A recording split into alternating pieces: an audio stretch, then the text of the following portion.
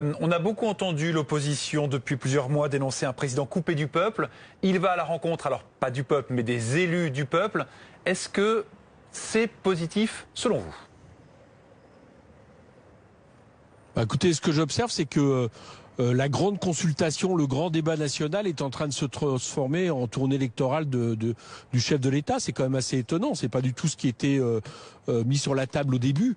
Donc c'est pendant des heures, d'ailleurs, que vous allez retransmettre. J'espère que ça va être décompté par rapport aux prochaines élections. Monsieur Macron qui répond aux questions. J'ai une collègue qui a parlé de téléévangéliste. C'est un peu de ça. Et je trouve que ça résume bien finalement les critiques qu'on portait dès le départ sur ce grand débat. C'est cause toujours, là, à travers les élus. Et puis, moi, je prendrai les décisions ensuite qui me conviennent, tout en expliquant qu'il s'agit de ne pas revenir sur la politique antérieure, celle-là même qui est critiquée par le mouvement des Gilets jaunes. Voilà, c'est ce côté un peu tourné royal et quand même assez problématique.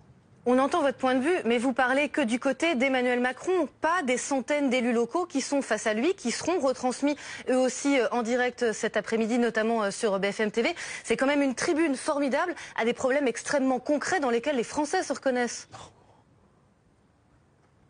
Enfin, excusez-moi, le problème n'est pas, je pense, que ce soit pour les élus locaux ou pour les Français qui n'ont pas attendu Emmanuel Macron pour dire tout le mal qu'il pensait de sa politique.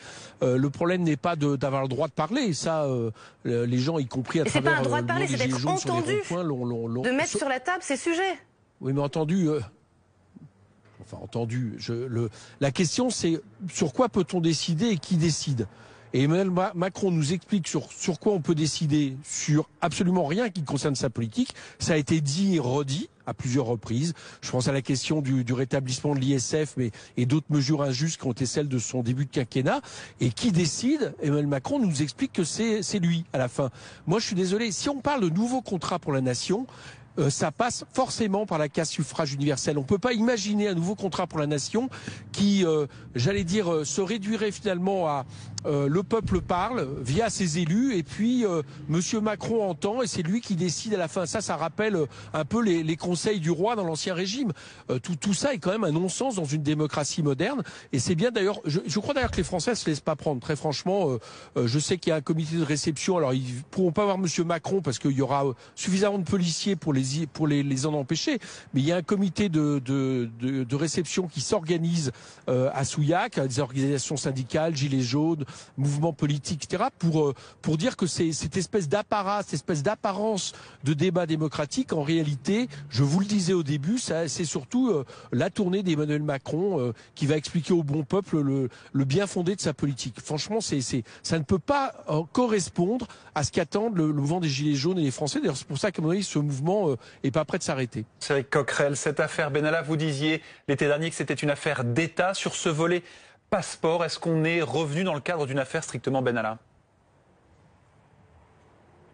Ah non, je crois pas. C'est une saison 2 de l'affaire d'État Benalla. Parce que il y a deux possibilités en réalité. C'est soit Monsieur Benalla, j'allais dire, a utilisé des failles terribles au niveau du sommet de l'État et de l'Élysée pour, je vous rappelle, déjà organiser une propre sécurité et organiser des violences lors de la manifestation du 1er mai avec des policiers manifestement lui obéissant, maintenant organisant des voyages en Afrique avec des passeports diplomatiques, un téléphone sécurisé dont on se demande bien comment il a eu ça en possession. On nous dit que c'est des problèmes techniques de transmission entre les ministères. Enfin bon, c'est énorme.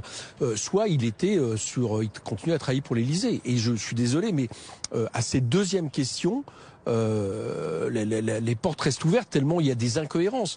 Depuis le début, le problème par rapport à ça, c'est que l'Élysée, j'allais dire, est obligé de réagir en reculant. Au début, on nous l'avait présenté à l'été dernier comme l'organisateur des voyages élyséens. Vous voyez, au bout d'un moment, on a compris que non, il faisait quand même partie d'un organisme travaillant sur la sécurité du chef de l'État, alors qu'il n'en a ni les compétences, qu'il n'en a ni les prérogatives officielles. Et maintenant, on apprend qu'il va faire des voyages en Afrique, y compris avec des présidents africains avant les voyages de l'Élysée. Enfin, le moins qu'on puisse dire, c'est qu'il y a doute. Et je pense que maintenant, le Sénat devrait demander à auditionner le chef de l'État. Alors, je sais bien qu'il n'est pas obligé de le faire, mais il peut décider effectivement d'accepter cette possibilité parce que c'est au chef de l'État qu'on aimerait poser des questions. Merci beaucoup, Éric Coquerel.